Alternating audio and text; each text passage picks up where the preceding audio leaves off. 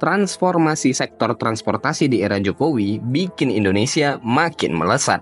Selama 10 tahun terakhir, pemerintahan Jokowi udah ngegarap 521 proyek infrastruktur di sektor transportasi. Bayangin, nggak tanggung-tanggung, sebanyak itu proyeknya, dari darat, laut, udara, sampai kereta api. Semuanya dikerjain buat bikin Indonesia makin terhubung dan maju. Setiap sudut Nusantara, dari kota besar sampai daerah-daerah, dapat sentuhan pembangunan yang bikin hidup kita jadi lebih mudah dan pastinya berdampak besar buat ekonomi.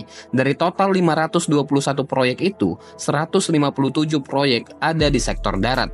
Ini termasuk pembangunan terminal-terminal baru, revitalisasi terminal yang udah ada, sampai pelabuhan penyeberangan buat konektivitas antar pulau. Hasilnya, waktu perjalanan lebih singkat dan biaya transportasi lebih murah.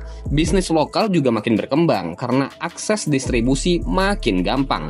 Sektor kereta api kebagian 80 proyek, termasuk jalur kereta pertama di Sulawesi, LRT di beberapa kota besar, dan pastinya kereta cepat Jakarta-Bandung.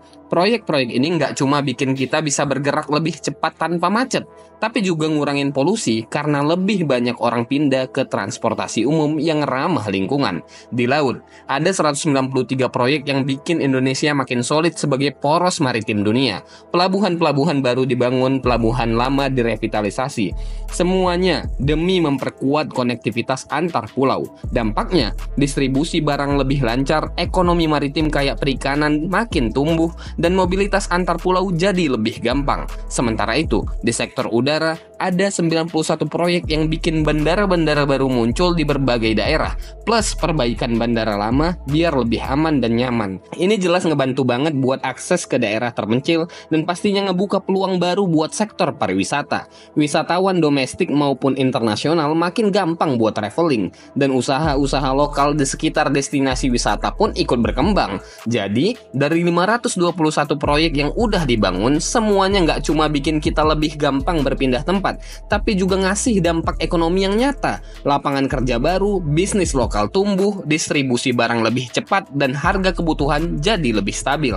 Bahkan, pendapatan negara dari sektor transportasi juga melonjak gila-gilaan. Dari yang tadinya 1 triliun rupiah, sekarang udah tembus 10 triliun rupiah. Pembangunan infrastruktur ini jelas bikin Indonesia nggak cuma makin terhubung, tapi juga makin siap menghadapi masa depan yang lebih cerah, makin siap menjemput Indonesia maju.